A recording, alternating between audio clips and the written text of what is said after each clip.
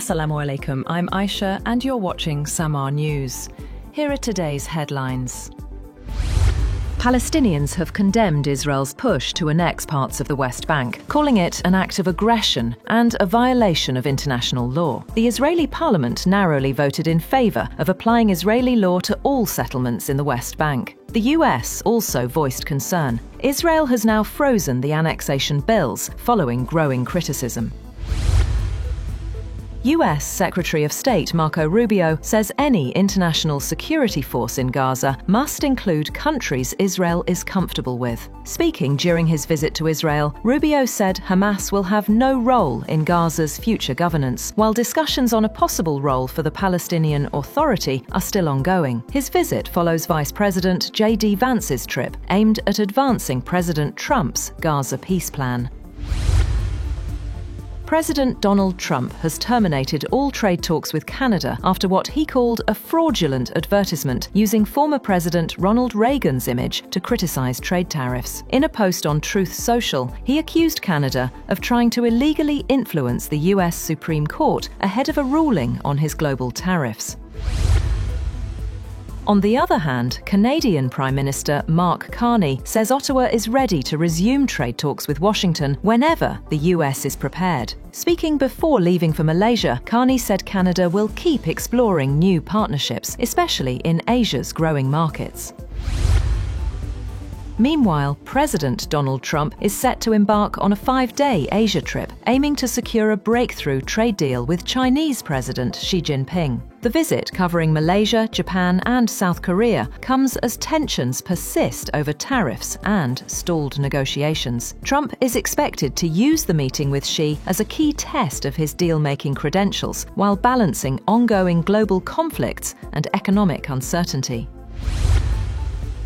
Britain's King Charles and Prime Minister Keir Starmer have welcomed Ukrainian President Volodymyr Zelensky ahead of the Coalition of the Willing meeting in London. King Charles, who met Zelensky at Windsor Castle, has frequently expressed his support for Ukraine. The UK is now urging allies to reach a deal on using frozen Russian assets to support Ukraine. Talking to Starmer, Zelensky said that President Putin shows no sign of ending the war as Russia steps up attacks on Ukraine's energy grid before winter. Meanwhile, the US Senate has rejected a Republican bill that sought to pay military and essential federal workers during the ongoing government shutdown, which is in its 4th week. The vote was 54 to 45. As the shutdown continues, air traffic controllers and security staff are working without pay, causing major flight delays and airport closures.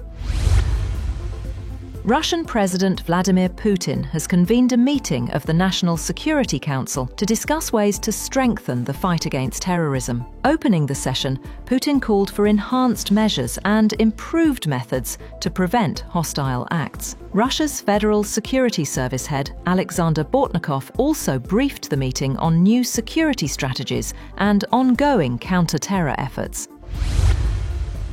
Separately, President Putin has called the new US sanctions on Russian oil companies an unfriendly act that harms the recent recovery in bilateral ties. Speaking to reporters, Putin said the proposed leaders' meeting in Budapest was suggested by Washington, but must be carefully prepared. He added that while the sanctions may have some impact, Russia will not bow to pressure and remains committed to dialogue over confrontation.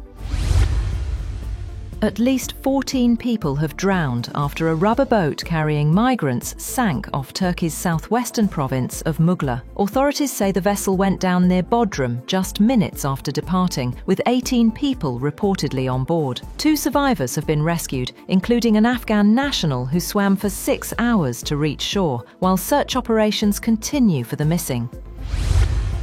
That's all for now. For more updates, visit www.samaa.tv. Thank you for watching SAMAA News.